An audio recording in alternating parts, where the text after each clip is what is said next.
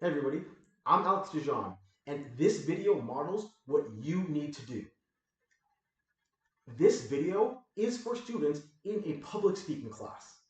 Specifically, this message is about how to present on video in class, because presenting like this is the expectation for speech videos.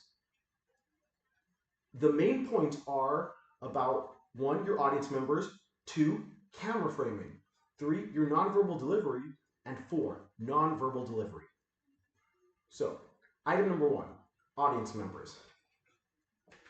Audience members have to be living humans who can understand and react to you. Person in the audience, can you wave, just put other hand up, other hand in the frame. There you go, thank you. So they have to be a living human being that can understand and react to you, because if you give a presentation in front of a live audience, they have to be alive. At the bare minimum, it has to be 1 or more people visible in the shot. If I cannot see anybody in the video, that is an automatic failure. So as you see in my shot right now, there is at least 1 person in the frame, in between me and the camera. Best case scenario, they can, at the bare minimum, take up a small portion of the frame in whatever way you want them to. They also should be non-distracting. And if you want to, you can use them as a prop. Can you wave your hand one more time? See, I'm using them as a prop. Or you can interact with them to help your presentation feel more natural. Or you can use them as a presentation aid. Next, I'm going to talk about framing. So when I talk about framing, number 1, you need to be visible from the waist up. You should also be in the center or near the center third of the frame, the center middle of the frame. You should be at eye level or near eye level with your camera lens. Also, have a non-distracting background with good enough lighting so that way you can be easily seen. Next, I'm going to talk about nonverbal delivery. So, when I talk about nonverbal delivery, I mean you have to stand upright with an upright posture. Again, this is an automatic failure if you don't do this. You need to maintain eye contact with the lens or with your audience members. You also need to be emotive with your facial expressions and be emotive with your gesticulation and your gestures, just like this. Also, you would want to use the speaker's triangle.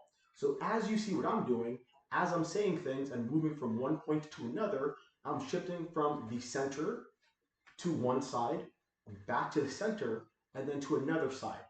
The speaker's triangle is when you use your space to visually distinguish different parts of your presentation. Next up, I'm going to talk about verbal delivery. So when I say verbal delivery, that's how you sound. You need to have good enough volume.